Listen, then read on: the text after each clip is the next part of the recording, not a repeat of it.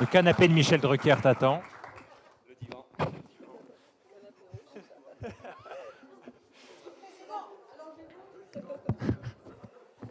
Celui-là, je crois qu'il marche. Bon, effectivement, comment tu as vécu, toi, ce moment à laquelle, politiquement, médiatiquement, tu n'étais peut-être pas tout à fait préparé au départ de l'élection présidentielle en 2012, apparaissant comme un petit candidat et sans doute étant parmi les candidats jugés inutiles par Jean-Michel Apathy.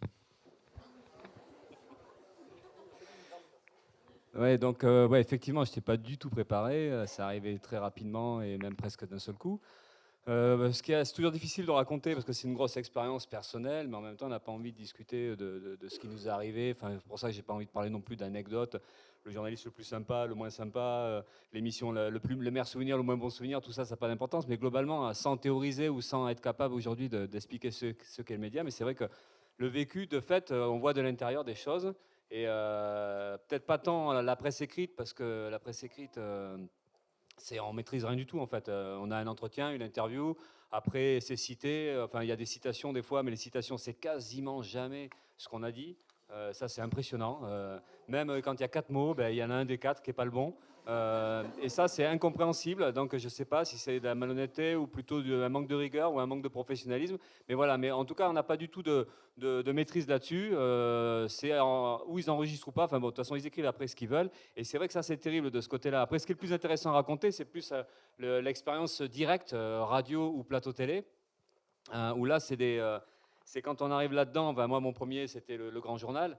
Bon, alors évidemment, forcément, c'est hyper impressionnant, et puis on se retrouve un peu comme un con là-dedans. Et même si on a des idées plein la tête, même si on est ou anticapitaliste ou révolutionnaire, ou si on sait quoi penser, même des médias, on se retrouve là-dedans quand même un peu dépassé, enfin même beaucoup dépassé, noyé dans tout ça, et en fait on s'aperçoit qu'on maîtrise que dalle, et même si ça fait des années qu'on milite, et ben voilà, on est entouré il y a tout un cadre qui fait que c'est un peu la panique.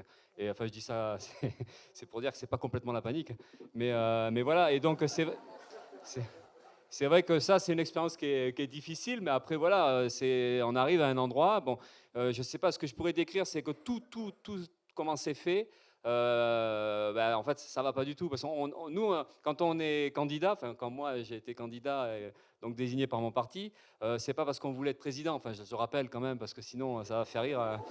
Au bout du compte, le 1%, ça fait un peu rigoler, mais c'est pas dramatique en soi, parce que on essaie en tout cas d'exprimer des idées, on essaie de contester, enfin de montrer qu'il y a autre chose qui existe.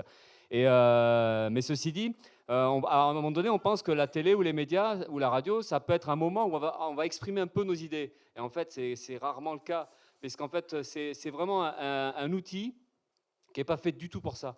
En fait, quand on est interviewé, on croit qu'on est le roi, on va dire ce qu'on pense, on va nous écouter, en fait, que dalle. Le rôle dans lequel on n'est pas là pour parler de nous ou de nos idées, on est là pour mettre en valeur ou l'émission ou l'intervieweur. Et ça fait un rapport bizarre, en fait. Ce qu'on a à dire, ça n'a aucune importance, finalement.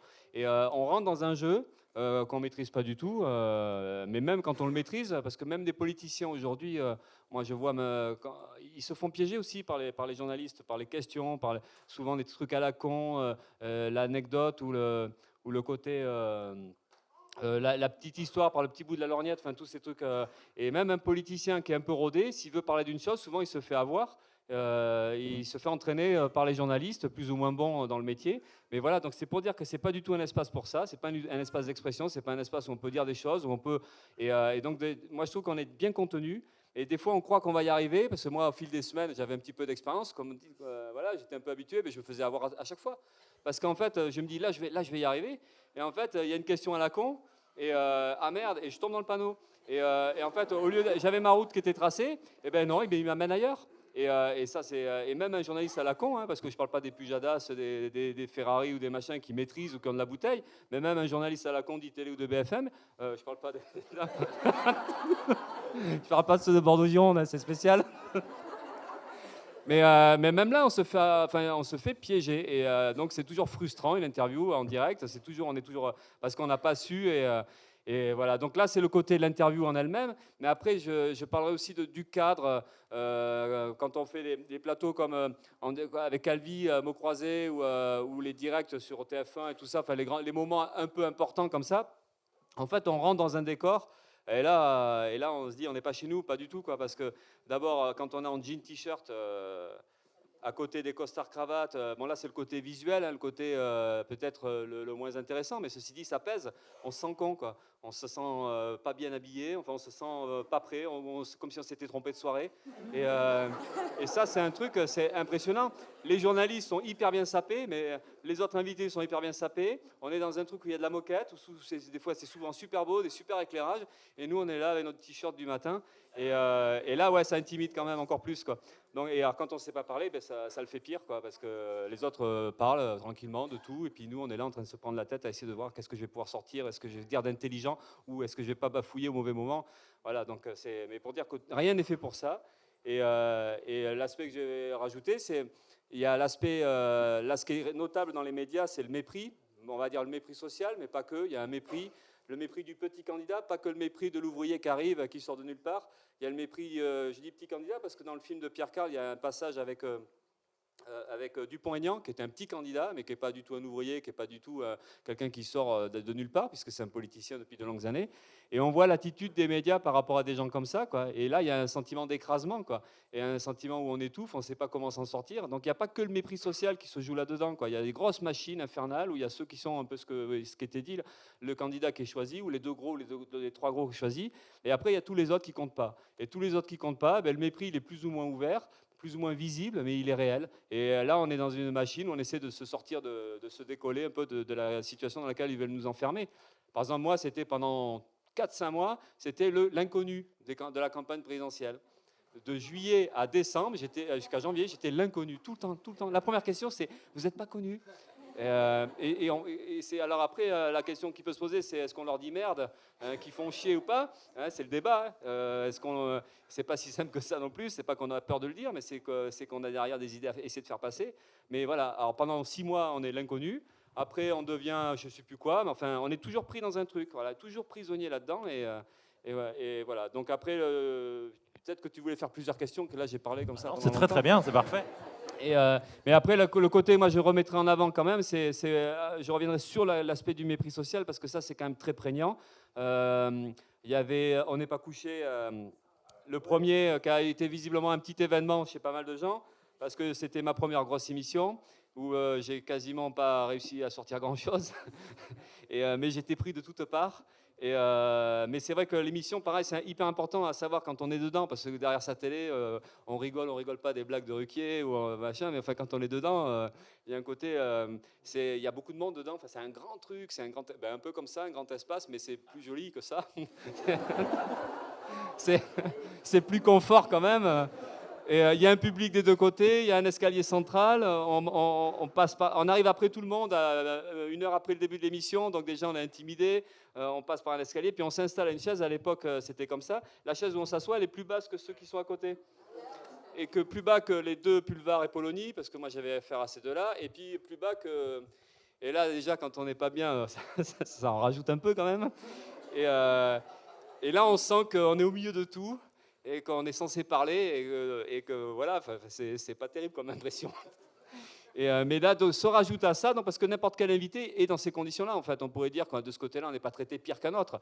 Mais là, on était traité pire qu'un autre, c'est qu'ils font comme si on était rodé à ça. Et ils s'en foutent du reste, quoi. Et donc tout le monde s'en foutait. Moi, c'était ma première émission. Ils m'ont traité comme ils auraient traité n'importe qui, mais sauf que j'en ai pris d'une certaine manière plein la gueule, parce que j'avais pas les moyens de répondre. Je savais pas comment faire. J'étais poli, j'attendais mon tour pour parler. Et en fait, on se fait bouffer le temps de parole comme un rien, quoi. Parce qu'il y a toujours un bavard. Notamment, il y avait Onfray à côté qui lui a pris mon espace, impressionnant, quoi, sans aucun scrupule, sans aucun problème.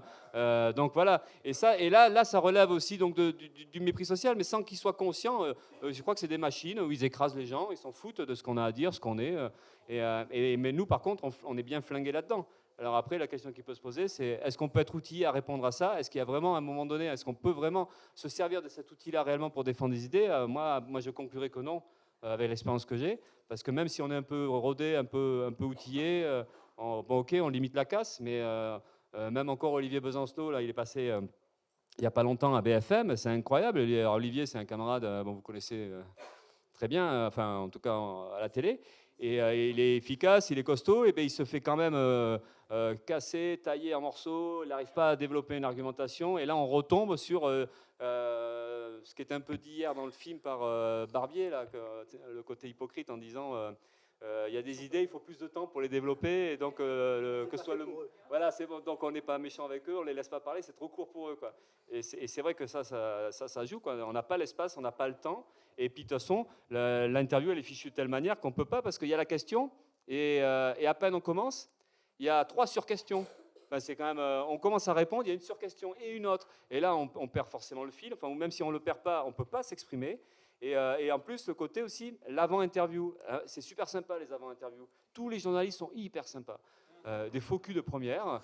Et alors, on va te poser cette question-là. On va vous poser cette question-là. Et après, on pensait parler de ça. Et après, alors, ils font un plan. Et ça rassure. Hein. Là, on se dit, bon, OK, il y a ça, je dis ça, je dis ça. Et quand on commence l'interview, il n'y a plus rien qui... elles y sont plus, les questions, ou alors c'est pas posé pareil, et alors là c'est déstabilisant au possible, et c'est du foutage. Enfin, et c'est là qu'on voit que leur problème, c'est pas que nous on parle, c'est eux, souvent c'est eux la star, c'est eux, c'est leur émission, et c'est comme ils veulent, et ils nous trompent, mais à un point, voilà, c'est assez spectaculaire des fois, et des fois on a envie de leur dire, mais c'est vrai qu'après ça fait partie des débats, je sais, avec Serge Lamy ou Pierre Carl, c'est comment on répond à ça, et moi souvent, ben voilà, j'ai pas fait, j'arrête un peu là, à moins que tu aies d'autres questions. Bah, j'en ai une autre. Ce dont on avait aussi parlé en préparant ce que tu dis là, c'est... On l'a un peu préparé, hein, mais on est resté dans les mêmes questions, hein, je vous rassure. Lui, c'est pas pareil. C'est aussi le rapport aux camarades ou aux ouvriers, quand eux t'attendaient à te voir justement triomphant ou en devant écraser la question de Ruquier ou la question d'El Kabash, et que ça n'a pas été aussi simple. C'est ce retour après près des ouvriers qui attendaient aussi ta voix. Et ça, c'est pas quelque chose de simple aussi à gérer, j'imagine. Ben là, les collègues de l'usine, bon, ils ont suivi une campagne présidentielle comme ils n'ont jamais suivi. C'est évidemment, il y avait un copain à eux qui était là, et donc je devenais le candidat de mes collègues, pas le candidat du NPA, j'étais le candidat des ouvriers de Ford. Et donc ils ont suivi la campagne, et c'est vrai qu'après il y a eu pas mal de remarques. Alors, ils se sont foutus bien de ma gueule. Quand je disais un gros mot, par exemple, c'est marrant d'ailleurs, parce que les collègues dans l'usine, comme partout, souvent on parle très mal. Hein. Et quand moi je glissais un gros mot, ils me disaient mais t'es con, il faut pas parler comme ça à la télé. Et mes collègues, hein, je mettais pas les bonnes chaussettes. Des fois ça se voyait mes chaussettes, mais c'était pas bon. Donc j'avais ces remarques-là, et ils s'occupaient de moi. Ils disaient là tu devrais mieux faire, là et tu t'appuies pas comme ça. Enfin bon voilà, j'ai eu pas mal de remarques comme ça. Mais après, il y avait la fierté, enfin le côté dignité, quoi. C'est-à-dire qu'il voilà, y avait un copain, un ouvrier, et voilà, on sentait que derrière ça, et même s'il y a des collègues, bon, comme partout, hein, qui votent pas qu'à gauche et qui votent même certainement bien à droite, et même eux, ils se sont retrouvés. Enfin voilà, on sentait qu'il y avait une fierté. Il y avait même des idées politiques du coup qui leur apparaissaient plus accessibles, même sur la question des sans-papiers, tout ça, parce que je le disais à la télé, parce que donc du coup, ça devenait des sujets. Ils s'intéressaient un peu, voilà. Mais il s'est passé quelque chose réellement, quoi. Il y avait l'ouvrier qui était là, et c'était un événement, mais pas que dans l'usine Ford. Je pense que ça a été un événement pour plein de gens, voilà, de sentir qu'il y avait quelqu'un qui n'était pas du tout là, qui n'était pas préparé, et puis qui, enfin voilà quoi. Donc je sais pas, c'était un peu ça ta question, mais C'était ça. Je sais aussi le plus répondre aux questions. Hein. J'ai appris.